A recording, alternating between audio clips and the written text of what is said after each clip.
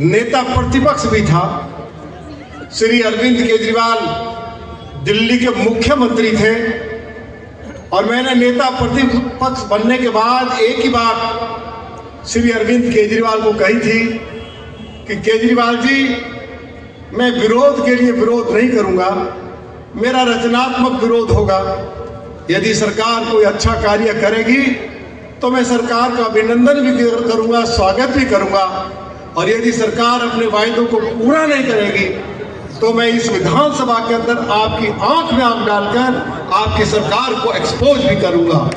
अरविंद केजरीवाल जब दिल्ली में नई एक्साइज पॉलिसी लाए, आप सब लोगों ने विधानसभा के अंदर जो भाषण मैंने दिया था, मैंने उनसे आग्रह किया था, अरविंद केजरीवाल जो नई एक्साइज पॉलिसी आप लाए हैं, दिल्ली बर्बाद हो जाएगी, दिल्ली का युवा बर्बाद हो जाएगा। तो अरविंद केजरीवाल ने कहा था कि इस नई शराब नीति के लागू होने से दिल्ली सरकार की आय बढ़ जाएगी, और साथ में यह भी कहा कि दिल्ली की महिलाओं को, युवाओं को आसानी से शराब सुलभ हो जाएगी, और शराब बेचने का समय रात 10 बजे से बढ़ाकर रात 3 बजे तक कर दिया। 21 ड्राई डेज होते थे, उनकी संख्या घटाकर 3 कर दी गई। और रिहायशी क्षेत्रों में सुप्रीम कोर्ट की गाइडलाइंस, हमारा मास्टर प्लान शराब के ठेके खोलने की अनुमति नहीं देते हैं, लेकिन शराब के ठेकेदारों से सैकड़ों करोड़ रुपया लेकर रिहायशी क्षेत्रों में शराब के ठेके खोलने का काम शुरू कर दिया। और मैंने विधानसभा के अंदर खड़े होकर कहा था, जिन्होंने मेरी वीडियो सुनी है, कि अरविंद केजरीवाल इस नई शराब नीति को वापस ले लो, रिहायशी क्षेत्रों में शराब के ठेके खोलकर आप दिल्ली के युवाओं को बर्बाद करोगे।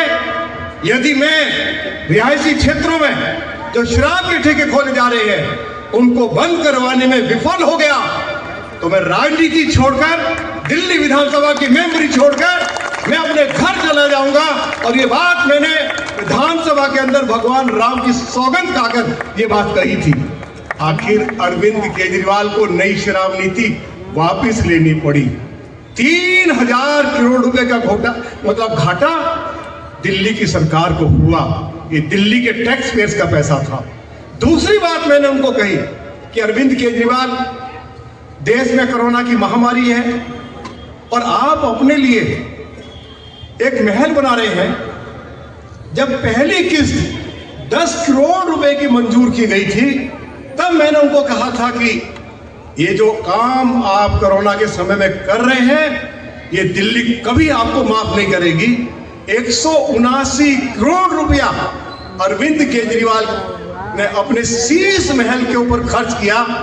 यदि यही पैसा अरविंद केजरीवाल की सरकार नए नए स्कूल, हॉस्पिटल, बारात घर या डीटीसी के लिए बस खरीदते या कॉलेज खोलते तो दर्जनों हॉस्पिटल, दर्जनों स्कूल्स और दर्जनों कॉलेज खोले जा सकते थे। लेकिन अरविंद केजरीवाल ने हमारी एक नहीं सुनी। मैं आज आपके सामने 2-3 बातें जरूर कहना चाहता हूं कि पिछले 10 सालों में अरविंद केजरीवाल ने दिल्ली को नरक में तब्दील कर दिया है। इस दिल्ली को बहुत बेदर्दी के साथ भी लूटा है।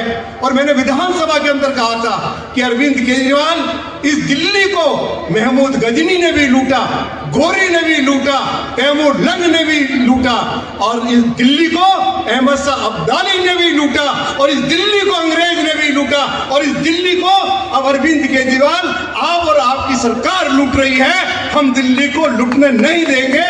और हमने उस लूट के खिलाफ हमने एक मजबूत जंग छेड़ी और आखिर अरविंद केजरीवाल के खिलाफ कार्रवाई हुई। अरविंद केजरीवाल ने तो ये वायदा किया था कि मैं दिल्ली के लोगों को 24 घंटे स्वच्छ जल दूंगा।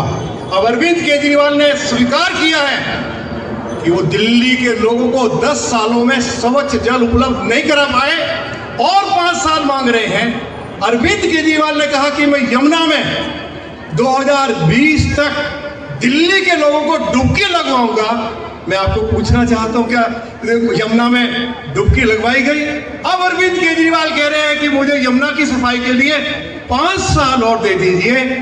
अरविंद केजरीवाल अब कह रहे हैं कि हम दिल्ली को पेरिस और लंदन वाली सड़कें नहीं दे पाए, मुझे पेरिस और लंदन वाली सड़क बनाने के लिए और 5 साल दे दीजिए।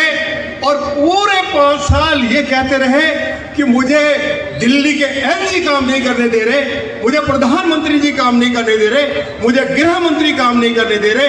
आप बताओ कि दिल्ली का एलजी अभी और 5 साल रहने वाला है, और यदि आपको फिर दिल्ली के लोग दिल्ली की सरकार सौंप भी दे तो उसके बाद भी तो आप ये कहोगे मुझे दिल्ली का एलजी काम नहीं करने दे रहा है।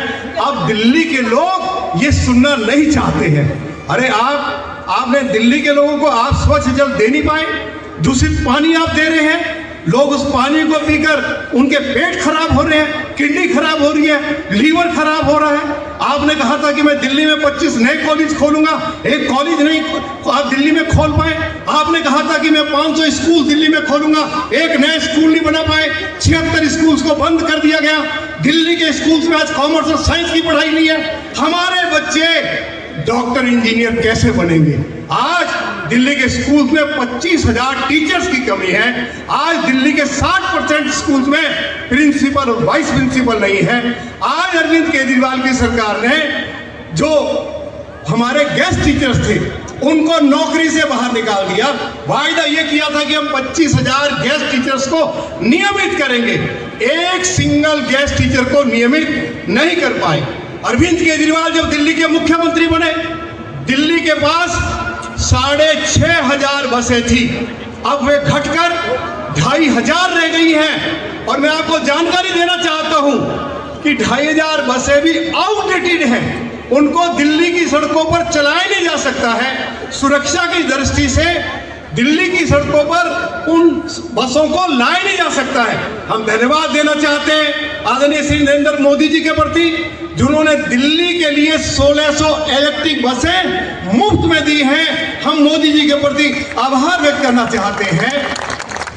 अरविंद केजरीवाल पिछले 10 सालों में डीटीसी के लिए एक बस नहीं खरीद पाया, एक नया हॉस्पिटल नहीं बना पाया, ट्रैफिक व्यवस्था को ठीक करने के लिए एक फ्लाईओवर अरविंद केजरीवाल की सरकार बना नहीं पाई है। आज मैं आपके बीच में 2-3 बातें कहने के लिए खड़ा हुआ हूं। मैं 7 महीने से आपका पार्लियामेंट का मेंबर हूं।